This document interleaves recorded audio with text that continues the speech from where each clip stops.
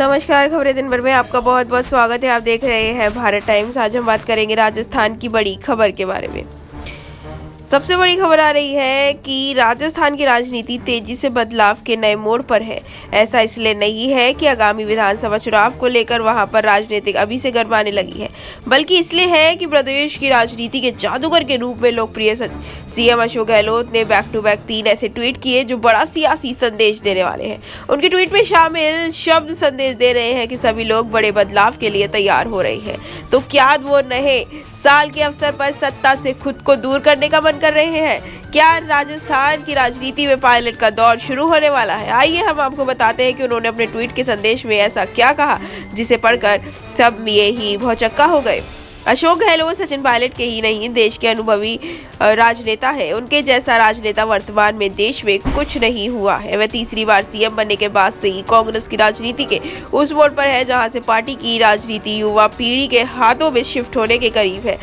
सचिन पायलट इस बात पर तभी से जोर दे रहे हैं। पायलट से गहलोत का सियासी रार भी उसी का प्रतीक है। इसी बीच राहुल गांधी की भारत यात्रा के दौरान भी दोनों के बीच सियासी उठापटक का सिलसिला जारी रहा। गहलोत गुट्टे 25 सितंबर को बगावत का भी गुल फूंक दिया।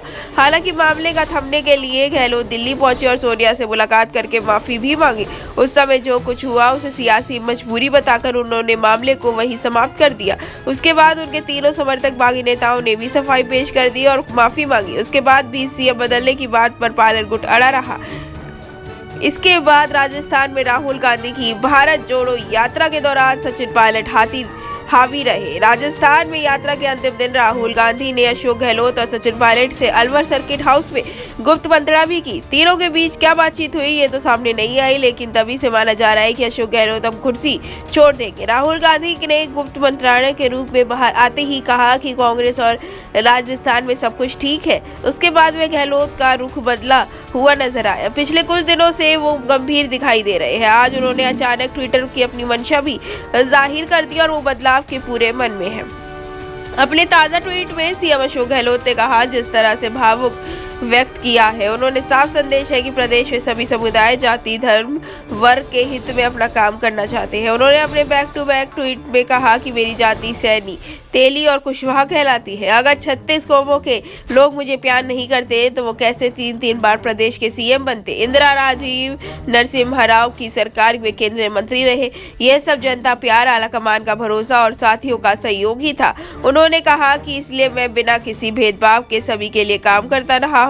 गहलोत ने गांधी जी के व्यवस्था के अंतिम पायदान खड़े व्यक्ति के कल्याण की धारणा का जिक्र भी कहा। गांधी जी ने कहा था, उसी ढंग से मैं प्रयास रहूंगा। राजस्थान के हर गरीब के आंसू पोंछूं, चाहे वो कोई कौम का हो या कोई धर्म का हो, चाहे कोई भी हो। मेरा फर्ज बनता है कि मैं राजस्थान में सुशासन दूं, जिसके सबका भला हो और राजस्थान का विकास हो।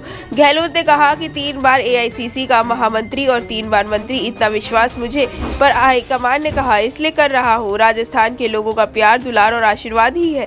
सीएम ने यह भी कहा कि आज के मुख्यमंत्री को मैं चाहता हूँ कि हर कौम में सेवा करूँ।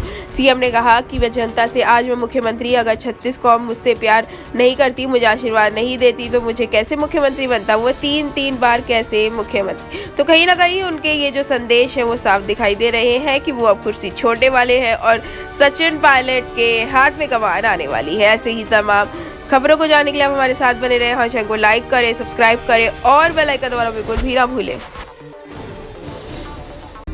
सच दिखाते हैं और सच को देखने के लिए हमारे चैनल को लाइक करें, सब्सक्राइब करें और बेल आइकन दबाना बिल्कुल ना भूलें।